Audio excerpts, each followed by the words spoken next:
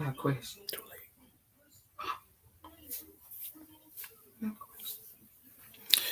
Shalom, shalom, family.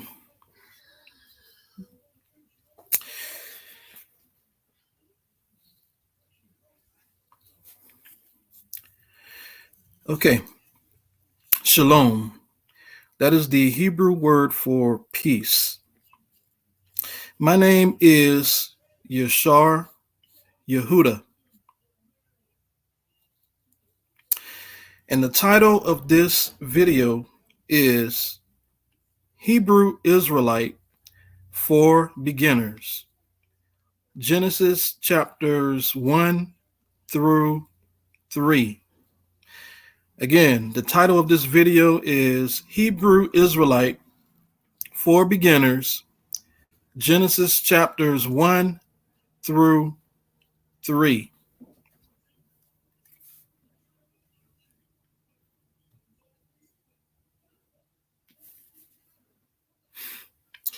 Okay, so what this particular video will explain is how the creator of the universe, whose proper Hebrew name is Elohim,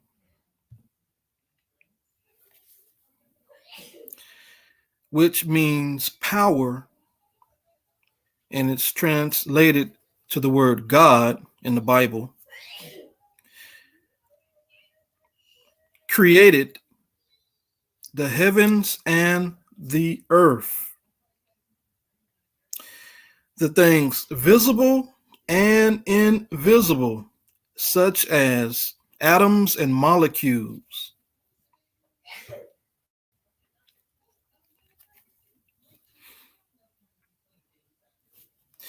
Also, the creation of the sun, the moon, the stars, the plants, the insects, the animals, and the crown jewel of Elohim's or God's creation, the black man and woman, referred to as collectively as Adam in the book of Genesis.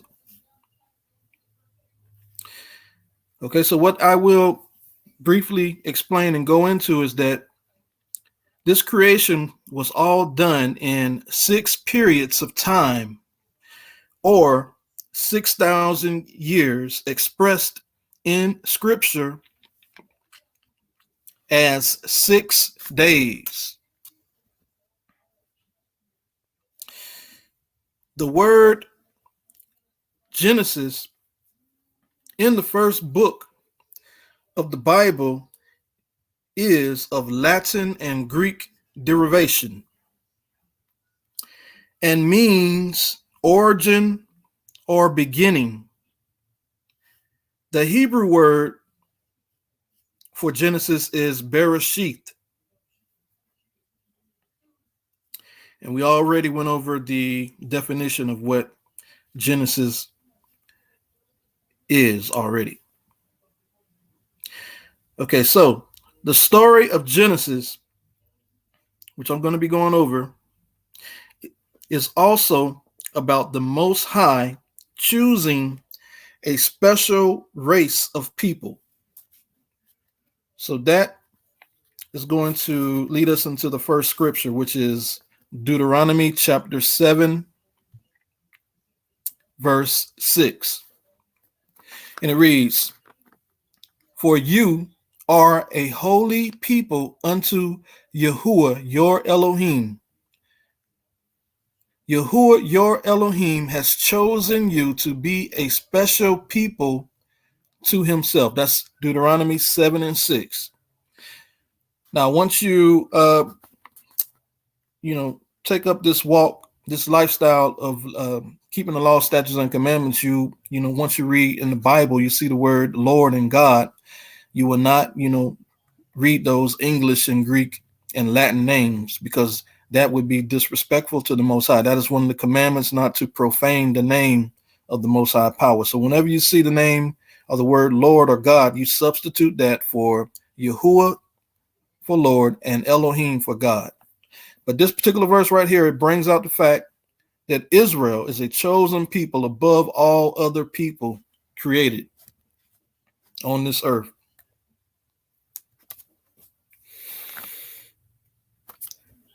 Okay, so again, the story of Genesis is about a special line of people, a chosen race of people, a special line from the seed of the first man, and that would be Ha-Adam. And it's going to trace his lineage by his son, Seth, and Adam's righteous grandchildren. And as we're going to come to see, that's going to be 10 generations. I'm going to name a few of those children that's in the line of the line of descent of Adam and his righteous grandchildren, his righteous descendants. So we have Enos, we have Enoch, Methuselah, we have Noah, Shem, Eber, Peleg, Abraham, Isaac, and Jacob, who, speaking of Jacob here, who fathered the chosen 12 tribes of Israel. Okay, so now let's begin reading in the book of Genesis chapter 1, verses 1 through 2, or Bereshith chapter 1, verse 1 through 2.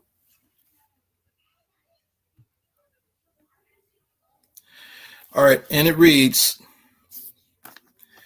in the beginning, Elohim created the heaven and the earth.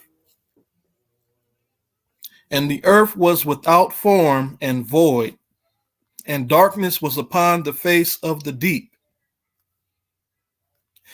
And the spirit of Elohim moved upon the face of the waters.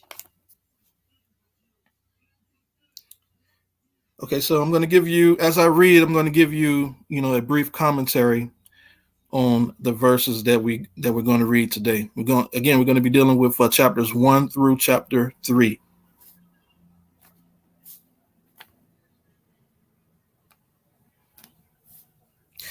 Okay, so these verses 1 and 2, are speaking of the Creator Elohim working with the earth in its initial state of being a gaseous and elemental and molecular state.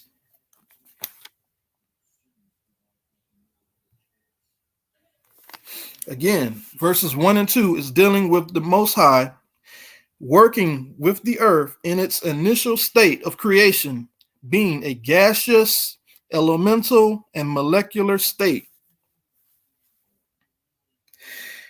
And Elohim's spirit or essence providing the spark of life and order. So we're always going to be looking at how the Most High deals with order. He's not a God of confusion, an Elohim of confusion. He's always dealing with order. Okay, so next we're going to move down to verses 3 through 5. Genesis, or Bereshith, chapter 1, verses 3 through 5.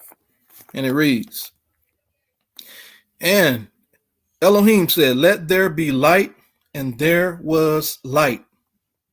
Verse 4, and Elohim saw the light, that it was good, and Elohim divided the light from the darkness. Verse 5, and Elohim called the light day, and the darkness he called night. And the evening and the morning were the first day.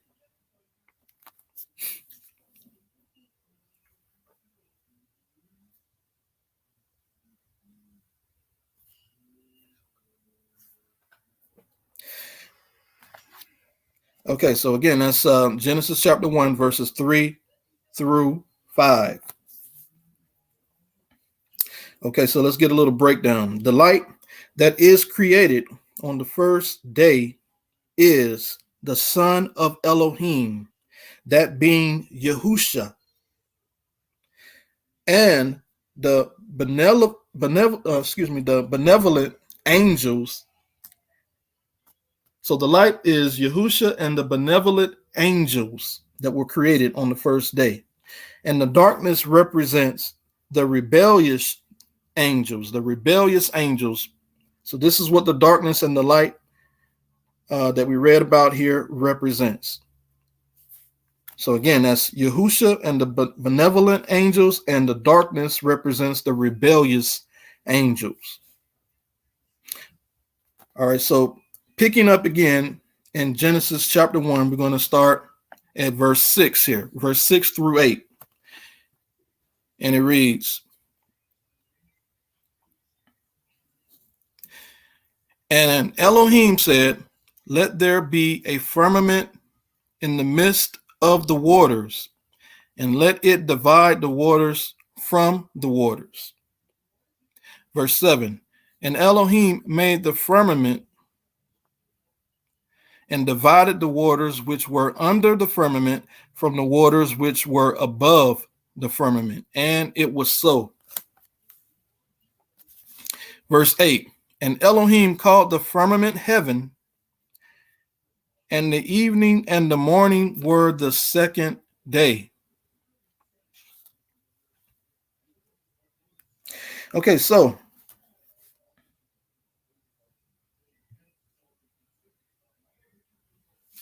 all right, so this is the second day of creation here.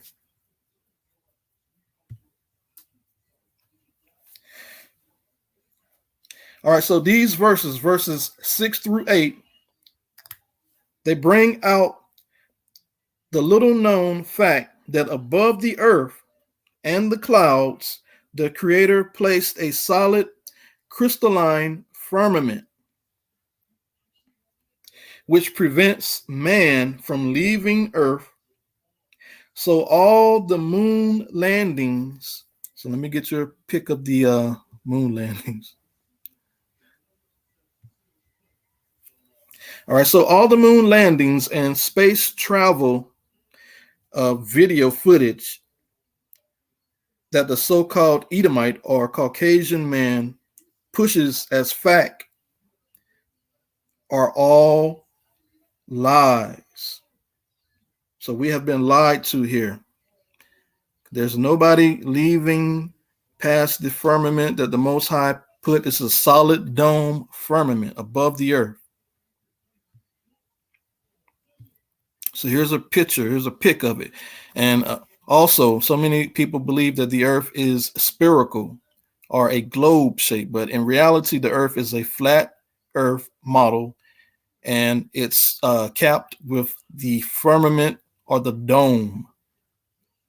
So this is the account that is given to us in Scripture. So we have to go with what Scripture says if we're going to, call ourselves followers of the Most High, children of the Most High power. So again, these verses bring out the fact that the Most High created a crystalline firmament or a crystal firmament above our heads, above the clouds. And we have a flat earth that's surrounded by ice, and the firmament walls comes down on the ice. So there's no leaving. So we have Edomites, NASA and SpaceX, all these various companies that's portraying to go, to the moon and go to Mars, and they're planning on going and traveling to all these so-called planets, but they cannot leave this atmosphere. They can't leave this region. We have a dome that covers the earth. That's the facts that come straight out of the Scripture. All right, so let's move on. We're going to go to Genesis chapter 1, verses 9 through 13. So let's get back. All right, Genesis chapter 1, verses 9 through 13, and it reads, "And Elohim said, let the waters under the heaven be gathered together unto one place, and let the dry land appear. And it was so. Verse 10. And Elohim called the dry land earth, and the gathering together of the waters he called seas. And Elohim saw that it was good. Verse 11. And Elohim said, let the earth bring forth grass, the herb yielding seed, and the fruit tree yielding fruit after his kind, whose seed is in itself upon the earth. And it was so. Verse 12. And the earth brought forth grass and herb yielding seed after his kind, and the tree yielding fruit, whose seed was in itself after his kind. And Elohim saw that it was good. Verse 13.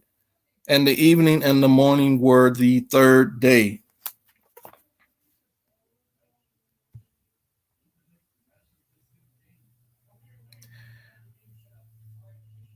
All right, so let's just get a pic of the grass growing in this third day.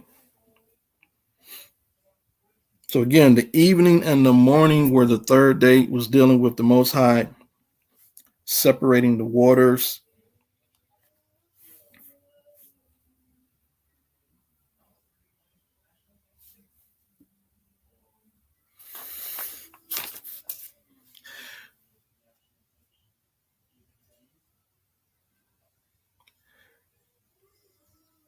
Okay, so next we're going pick up in Genesis again. This is going to be dealing with the fourth day. So again, we already picked up from Genesis chapter 1, verses 9 through 13. And it was, again, I was dealing with the Most High seeding the earth, growing the grass, growing the trees, and preparing the earth for the creation of moving animals, and eventually man being on the earth. All right, so we're going to pick up here. Let's get Genesis chapter 1, verses 14 through 19. So let's get that. 14 through 19, and it reads, and Elohim said, let there be lights in the firmament of the heaven to divide the day from the night, and let them be for signs and for seasons and for days and for years. Verse 15. And let them be for lights in the firmament of the heaven to give light upon the earth. And it was so. Verse 16. And Elohim made two great lights, the greater light to rule the day and the lesser light to rule the night. He made the stars also. 17. And Elohim set them in the firmament of the heaven to give light upon the earth. 18. And to rule over the day and over the night, and to divide the light from the darkness. And Elohim saw that it was good. Verse 19. And the evening and the morning were the fourth day.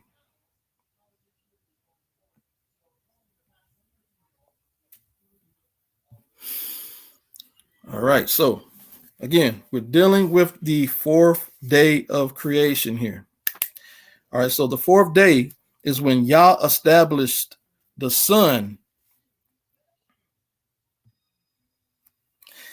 as the source of time on the earth for man to use for his calendar system to track solstices and equinoxes, which are the 4 seasons called Tekufa in the Hebrew tongue. So again, we're dealing with the creation of these lights that the Most High put in within the firmament, the sun, the moon, and the stars. And we are to use the sun, the greater light, to track our time. And a lot of people, you'll see, if you get into this walk for a while, you'll see a lot of people trying to base their calculation for holy days and Sabbaths based off the lunar cycle, but that's not accurate. The accurate way that's established by the Most High and brought out in various scriptures is we have to use the sun. This is the greater light. This is how we establish the solstices, the equinoxes, and the equal parts day and equal parts night is brought out in the book of Jubilees and Enoch. So again, this is Genesis chapter 1, verses 14 through 19, the fourth day of creation. So let's move on to day 5. We're going to move on to day 5. And this is going to be Genesis chapter 1, verses 20 through 23.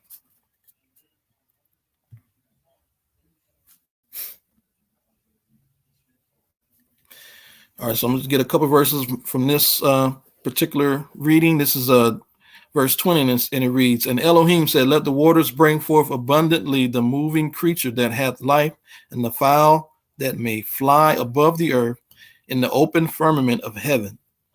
Verse 21, Living creature that moveth, which the waters brought forth abundantly after their kind, and every winged fowl after his kind. And Elohim saw that it was good.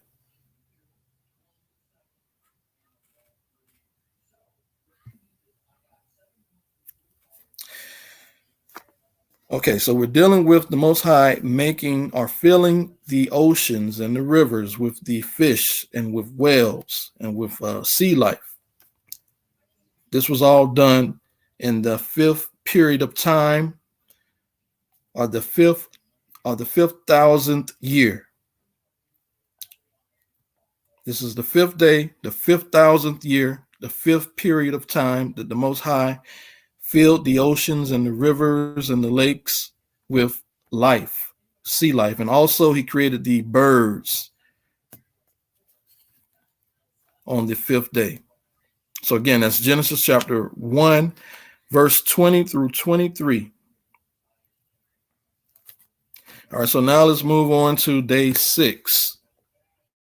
Get one more picture of the sea life that the Most High created on day 5.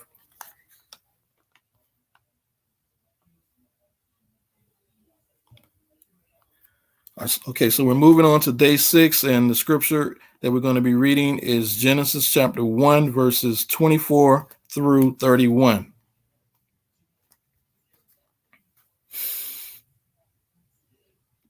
I'm going to read just a couple of those verses. This is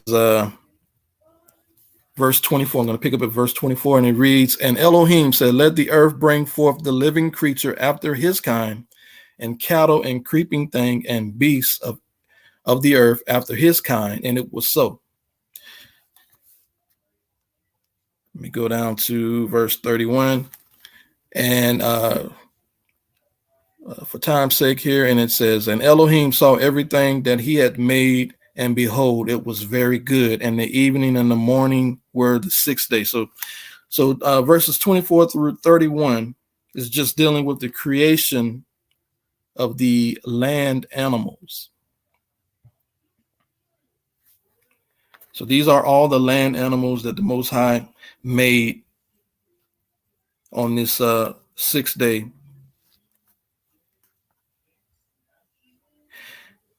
Okay, so and it also deals with the beasts of the field, the creeping things, and he culminated the 6th day with with Elohim's greatest creation, which is man and woman. Again, man and woman. The Most High culminated his creation on the 6th day with the creation of the black man and the black woman.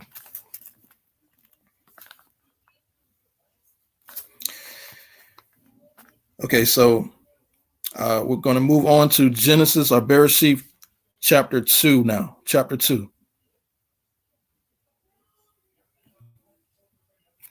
And we're going to read verses 1 through 3.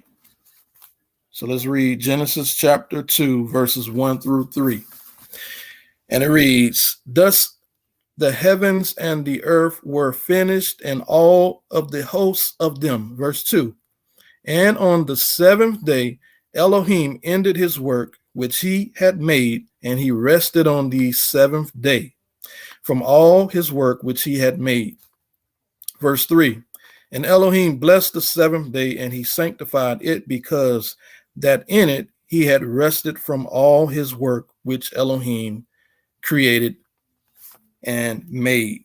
Okay, so the breakdown of these 3 verses, is that they explain how the Most High completed his creation with Adam in the sixth day.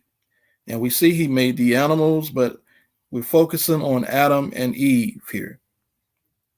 And we know from scripture, once you start reading, this is for the beginners, Hebrew Israelites for beginners. And once you get, into the hang of things, you'll see that scriptures such as Psalms 90:4, they bring out the fact that a day is as 1,000 years, and 1,000 years is as a day. So this is how you're going to break down time. You understand what these 6 days of creation, what they actually meant. These 6 days of creation are dealing with 6,000 years of creation. So let me just give you a glimpse at that verse. This is Psalms 90:4. This is the precept that proves that 1,000 years is equivalent to a day in the Most High's time, and a day is as 1,000 years. And it reads, "For 1,000 years in thy sight are but as yesterday, when it is past, and as a watch in the night."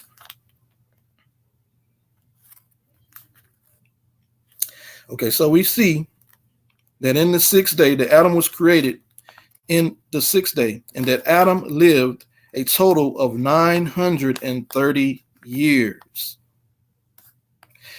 And we know from the scripture that the Most High said that the day that you eat of the tree of the knowledge of good and evil, you will die. So that was a sentence from the Most High saying that if you eat from the tree of the knowledge of good and evil, then you will die in that day. So that day is equivalent to 1,000 years. That's why when you read scripture in the book of Genesis, you'll see that no one lived longer than 1,000 years. No one made it to 1,000 years. So we have Noah here documented living 930 years, and we have Methuselah, who lived, I think it was 969 years. He was the oldest man that ever lived. So no one could live to that 1,000 years because Adam and Eve, they broke the commandment in the Garden of Eden, and one of the results from breaking that command would be that no one could make it past 1,000 years. So that's why we see that Adam lived only 930 years, and he died before the seventh day of rest, which Noah, whose name means rest in the Hebrew, was born into. So we see that Noah was born in the 7,000th year. And that's why his name is Noah. It means rest, because he was born at a particular time when the Most High was resetting the earth. He was destroying the earth because fallen angels had sex with women, and they had polluted the seed of man on the earth. So the Most High was resetting things. That's why he calls a global flood. And he calls Noah and his sons and their wives to be the only people to be saved. And there was 8 people that were saved through the flood, and they represented the rest. That's why Noah's name again in the Hebrew is Noach, and it means rest.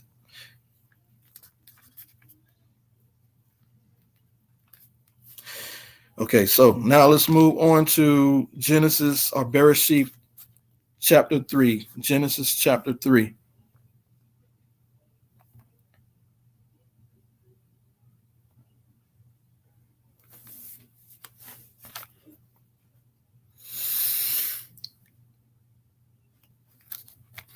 Oh, let me just hit that point one more time. So again, that seventh day, which Adam, because of his sin in the garden, he could not see that seventh day. He died before he could enter into that seventh day. But again, his descendant, which was Noah, that's 10 generations from Adam. Noah is 10 generations from Adam. His descendant, Noah, was able to enter into that rest, or that seventh period. So Noah was born in the 7,000th year of creation. All right, so now I'm just going to touch on Genesis chapter 3. I'm just going to give you an overview. I'm not going to read as many scriptures in this verse. So, or in this chapter, I should say.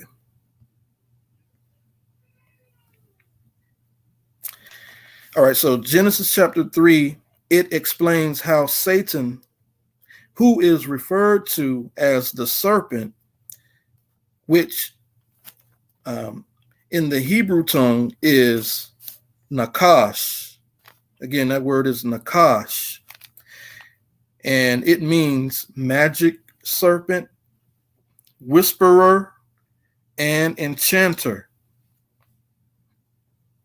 Okay, so elsewhere in scripture, we read that Satan, who is the serpent, is referred to as an anointed cherub or angel. And that was, or the anointed cherub or angel that was in the Garden of Eden with Adam and Eve. All right, so that's brought out in Ezekiel chapter 28. This is the scripture here. Ezekiel chapter 28, verses 13 and 14. Let me just read you a little bit of that. And it says, thou hast been in Eden, the garden of Elohim.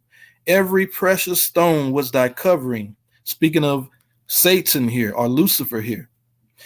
The sardis, the topaz, the diamond, the beryl, the onyx, just speaking of all these beautiful stones and emeralds and rubies and diamonds that covered this angel's body. So Satan was a cherub.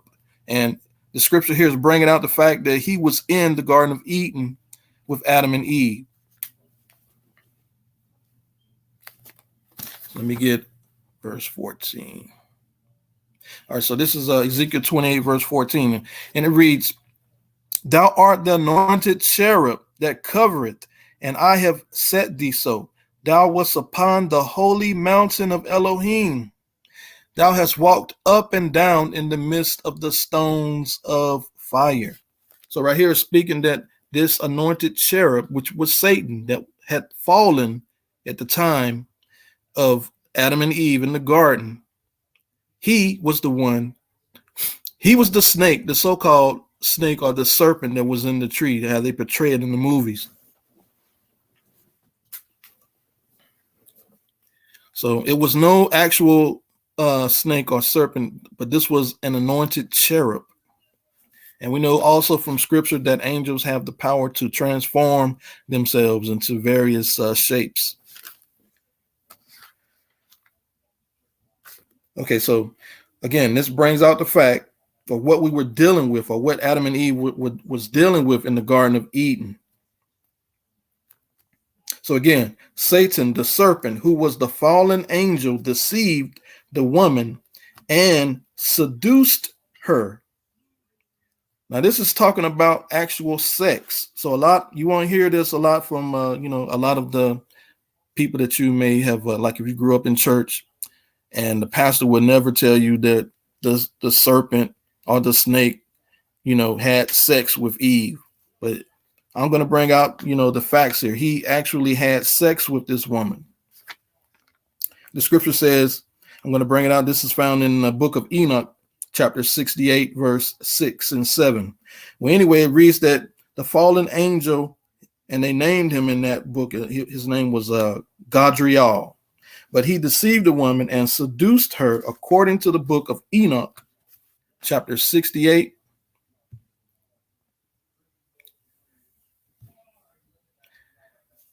verse 6 through 8.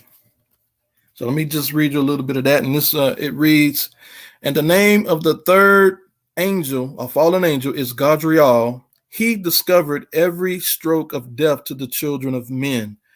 All right, this is speaking of the time of Adam's descendants here, and the fallen angels dealing with the descendants of Adam here. They're having sex with the descendants of Adam here.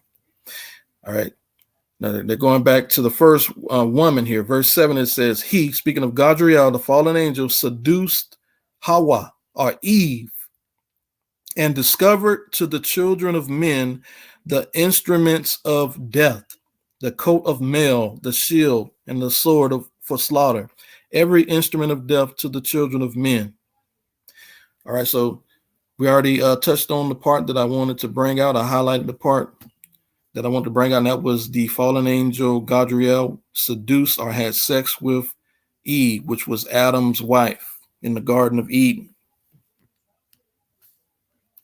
Okay, so reading in Genesis chapters 1-3, you're going to see that the Most High referred to angels that were in the garden as trees in the garden. And he warned Adam and Eve not to take from the tree of knowledge of good and evil.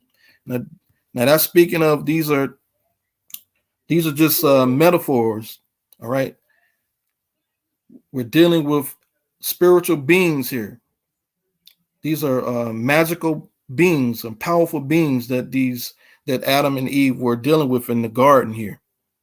But the Most High had warned them not to take from the tree of the knowledge of good and evil. All right, so again, chapter 3 in Genesis closes with the Most High punishing the serpent, punishing the woman, and punishing the man. All right, so verse 14, if you're looking at Genesis chapter 3, verse 14, explains that the serpent was cursed above every beast. Verse 15 explains that the hatred would be instilled between the seed of the woman and the seed of the serpent.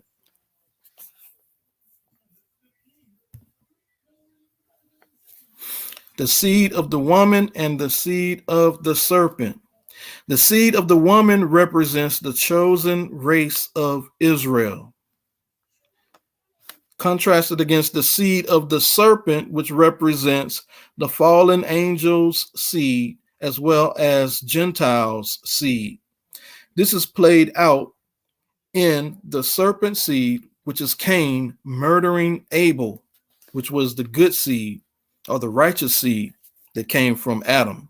So we had the fallen angel, Satan or Gadriel, seducing Eve, producing Cain, and Cain being born, grows up and hates Abel and ends up murdering Abel, which is the righteous seed. And that's all played out in Genesis chapter 4. Okay, so because the serpent impregnated Eve, the woman was cursed with multiplying sorrow and pain in pregnancy. In verse 16, this is Genesis chapter 3, verse 16. And the man, Adam, was cursed by having to work the land for food and deal with thorns and thistles. Those are key words I'm going to bring out in a second. Again, he's going to have to work the land for food and deal with thorns and thistles. So again, on a deeper level, Genesis 3, verse 17 and 18 is dealing with the woman producing the fouled seed called thorns and thistles throughout the generations, as well as the woman producing good seed. This is referred to in scripture as the wheat and the tares, and that's brought out in the New Testament, the Brit Kadash, and that's Matthew. This is Matthew chapter 13, verses 24 through 30. Let me just get you a couple of verses from that. And this is Yahusha giving a parable to the people and his disciples. And he says, and another parable put he forth unto them, saying, the kingdom of heaven is likened unto a man which sowed good seed in the field. So the man sowing good seed, that's his sperm, in the field represents the woman. This is the black woman, the Israelite woman. Verse 25, but while men slept, same thing that happened in the Garden of Eden, when Adam was apart from Eve, what happened? Satan came and seduced the woman. He tempted the woman and he got her to take from that fruit, or he slept with the woman. So picking up again, verse 25, but while men slept, the enemy came in. That's Satan coming in and sowed tares. So that's Satan sowing his seed among our women. He sowed tares among the wheat. The wheat is the good seed, the good seed and the good fruit, and went his way. Verse 26, but when the blade was sprung up and brought forth fruit, then appeared also the tares. So it's telling you that the woman is producing good seed and mamzer seed, or that mixed seed. And the Most High is speaking against producing a mixed seed. That's why Israel was always warned not to mix their seed. And you can find that in Ezra 9:2, Nehemiah 13:3, multiple verses. You got Sirach 47:20, dealing with how Solomon polluted his seed by sleeping with strange women. So Israel is commanded not to mix their holy seed or their sperm into the woman or foreign women.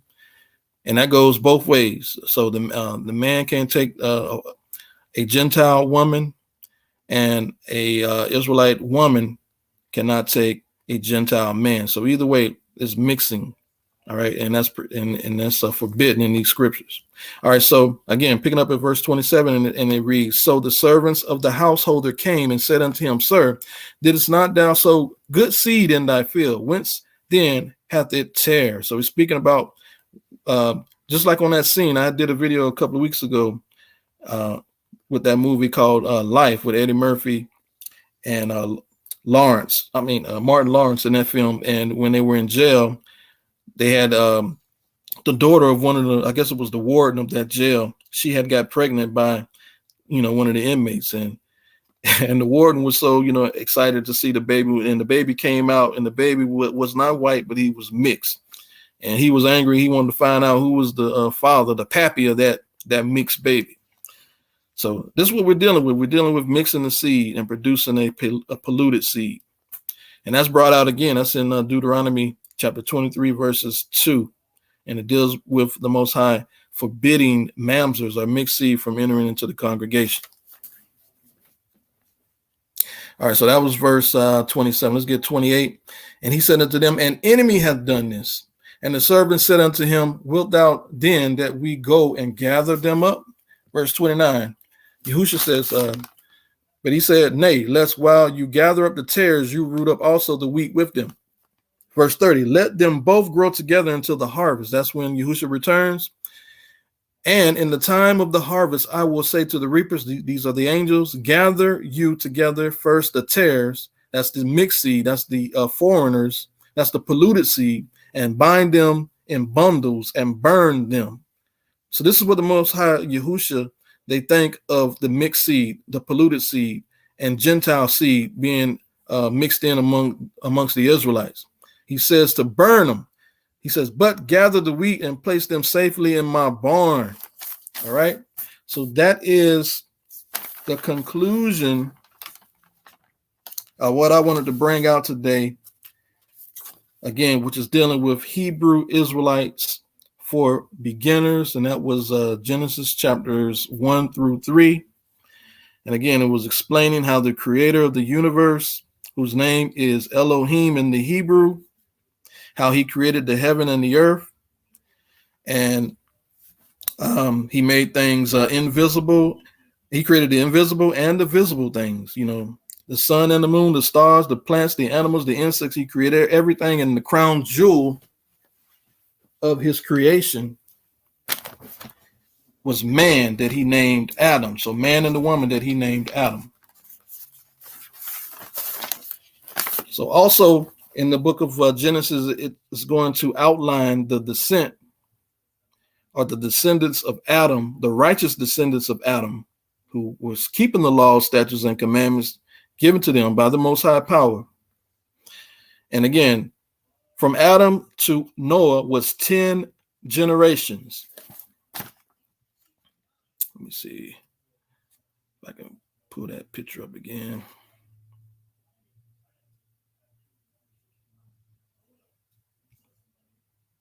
So here it is. from Adam to Noah was 10 generations. And the Bible, it goes through, it follows the righteous seed of Noah going through Seth. And it goes all the way down. Again, I already named them. We got Enoch, Methuselah, Shem, Noah, Eber, Peleg, Abraham, Isaac, Jacob. These are all the righteous seed that the Bible is dealing with. It's only dealing with the righteous seed. All right. There were many people that were born into the world, but the Bible is tracing the lineage of one righteous seed line. Again, we got Adam, and it goes, this is before the flood. I named all these people. Many of these people were before the flood. And then after the flood, we had Noah, we had Shem, Abraham, we got Isaac, Jacob and his 12 sons. This is where we get the Israelites from. So we're dealing with the history of the Most High's chosen people. And this is why he made the whole earth. He made the stars and the moon. He made it all for Israel, the glory of Israel. Let me get you a verse. This is 2nd Esdras. Let me see if I can put it up right quick for a visual. This is 2nd Esdras chapter 6, verse, we get 54 through 57.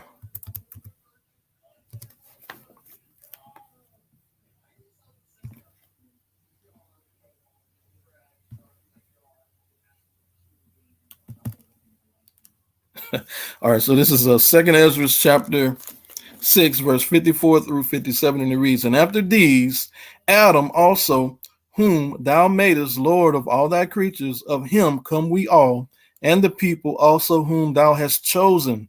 Again, speaking of the chosen race, the chosen line from Adam. And we know that Abel, which was his righteous seed, was killed by Cain, which was the serpent seed. All right, so picking up at verse 55, and it says, "And this have I spoken before thee, O Yahuwah," or Adonai, "because thou madest the world for our sakes." He's talking about the Israelites. Verse 6, "As for the other people which also come of Adam, what? The Most High said, thou hast said that they are nothing, but be like unto spittle, and has likened the abundance of them unto a drop that falleth from a vessel." Verse 57, "And now, O Lord," well, we're just finishing up with 56. So verses 56 brought out the key part. It said that the Israelites are his chosen people, and the Gentile nations are nothing to the Most High, and that he made the world and everything in it for his chosen people, the Israelites.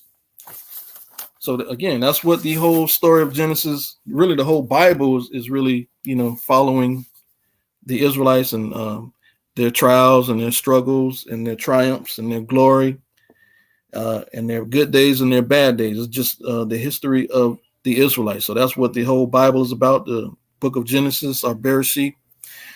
So if anybody had any questions, you can put them in the chat and I will make sure that I get back with you and answer the questions. So again, I just want to thank you for taking the time to listen. And these are the last days, so people need to open up their minds and be able to be willing to receive new information and test this stuff, and see if you can vet it and see, if it can stand. Because I'm bringing out new information. We got other people out there bringing out new information. We don't want the same old information, and that's not giving us a condition where we can get growth and development. We're just maintaining. I want to increase. We're trying to better ourselves, not just maintain, but we want to get better. All right. And you have to have an open mind, to receive new information. So again, I just want to say shalom to you all, and just go ahead. If you have any questions, go ahead and put them in the comment board. Thank you.